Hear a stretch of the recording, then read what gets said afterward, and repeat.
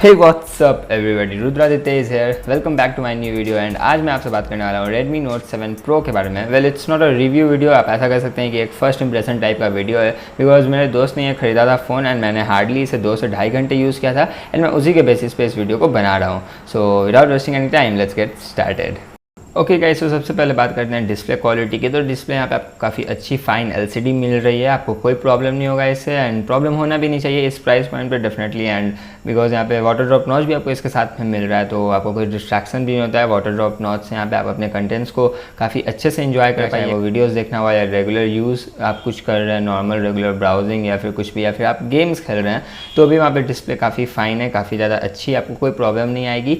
And अगर बात करते हैं यहाँ पे वाटर ड्रॉप नॉच की, तो वो भी काफ़ी अच्छे से मेंटेन्ड है। नीचे में हालांकि हल्के से बेजल्स हैं, बस ऊपर का जो डिज़ाइन है वो काफ़ी ज़्यादा अच्छा है। एंड बस डिस्प्ले के बारे में मैं इतना ही बोलना चाहूँगा। एंड गाइस, अगर आप बात करते हैं परफॉर्मेंस की, तो यहाँ पे परफॉर्मेंस भी आपको काफ़ी अच्छा इस फोन में मिल जाएगा। स्नैपड्रैगन 675 है यहाँ पे, हालांकि मैंने बहुत देर यूज़ नहीं किया, बट हाँ मैंने मल्टीटास्किंग थोड़े बहुत चेक किए हैं, थोड़ा बहुत फ़ोन को यूज़ थोड़ा करके देखा, नॉर्मल यूज़। एंड PUBG 5 से 6 मिनट के लिए मैंने खेला वहाँ पर, बट डेफिनेटली ये काफ़ी नॉर्मल सी बात है कि 5-6 मिनट खेल के आप कुछ नहीं बता सकते हो। हालांकि उतने देर में कोई लैग नहीं हुआ या फिर फ़ोन गर्म नहीं हुआ या फिर कुछ ऐसा कुछ भी नहीं हुआ, बट स्टिल इतना कम टाइम लाइक 2 से ढाई घंटे मैंने फ़ोन को यूज़ किया, तो इतना में कुछ भी इसके परफॉर्मेंस पे बोलना गलत होगा। एंड गाइस, PUBG में आपको यही हाईएस्ट सेटिंग मिलेगी, HD एंड हाई की। लेकिन या स्नैपड्रैगन 675 की कैपेबिलिटीज़ को हम जानते हैं, तो उस हिसाब से मैं बोल सकता हूँ कि फ़ोन का परफॉर्मेंस काफ़ी ज़्यादा अच्छा था और लगा मुझे अच्छा, कोई मुझे वहाँ पे दिक्कत नहीं लगी। एंड गाइस, अगर बात करते हैं सबसे अच्छे इसके फ़ीचर की, तो वो है definitely headphone jack. Headphone jack and I think कि मुझे इसे इंट्रोड्यूस कराने की ज़रूरत नहीं है, बिकॉज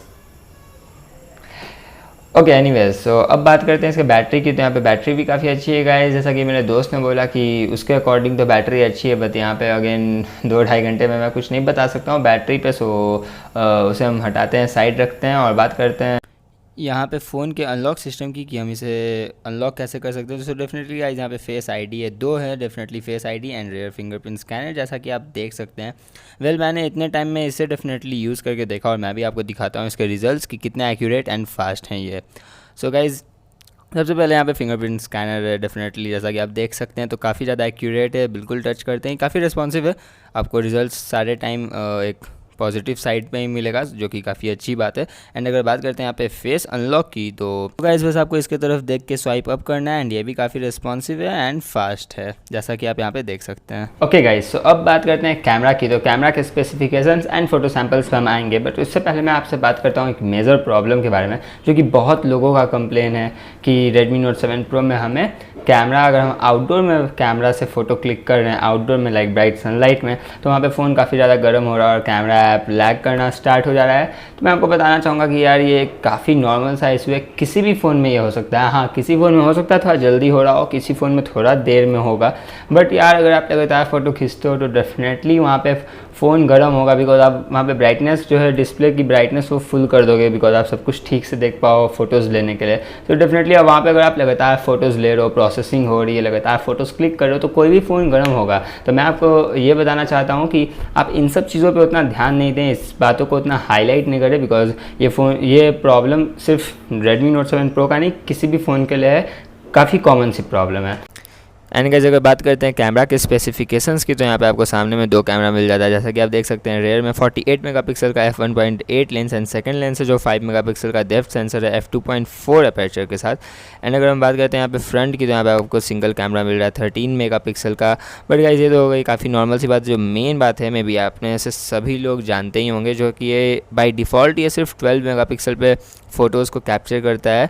एंड अगर आपको 48 मेगापिक्सल में फ़ोटोज़ क्लिक करने, तो डेफिनेटली आपको प्रो मोड का यूज़ करना होगा। एंड यहाँ पे बहुत लोगों ने ये भी कंप्लेन किया कि प्रो मोड में डेफिनेटली काफ़ी टाइम लगाता है प्रोसेसिंग में, 48 मेगापिक्सल से जब आप शूट करते हैं प्रो मोड में जाके, तो एंड कैमरा हैंग भी करता है। तो वैसे में डेफिनेटली अगर आप प्रो मोड उतना यूज़ नहीं करते, तो मैं आपको रिकमेंड करूँगा कि 48 मेगापिक्सल का कोई ज़रूरत नहीं है यूज़ करने का कैमरा में। एंड मैं आपको कुछ फ़ोटो सैम्पल्स दिखाता हूँ, बट सारे 12 मेगापिक्सल में क्लिक किए गए हैं, ना कि 48 मेगापिक्सल में।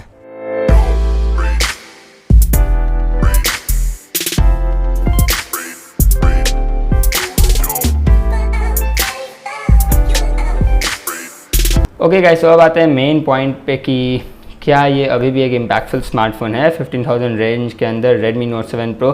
सो डेफिनेटली मैं तो कहूँगा हाँ जी बिल्कुल है, बिकॉज यहाँ पे यहाँ पे इसका कंपटीशन जो है वो Realme 3 Pro है, डेफिनेटली नो डाउट। तो आप यहाँ पे अच्छे काफ़ी कंपैरिजन वाले वीडियोस हैं यूट्यूब पे ही, आप किसी के भी अच्छे वीडियो जो हैं उसे देख लीजिए। एंड या तो फिर दोनों ही काफ़ी पॉपुलर मोबाइल है, तो आप अगर आपके किसी दोस्त के पास है तो उससे यूज़ करके देख लीजिए। एंड सबसे इंपॉर्टेंट चीज़ कि आप किस ब्रांड को प्रेफर करते हैं, उस हिसाब से आप खरीद सकते हैं Redmi Note 7 Pro और Realme 3 Pro।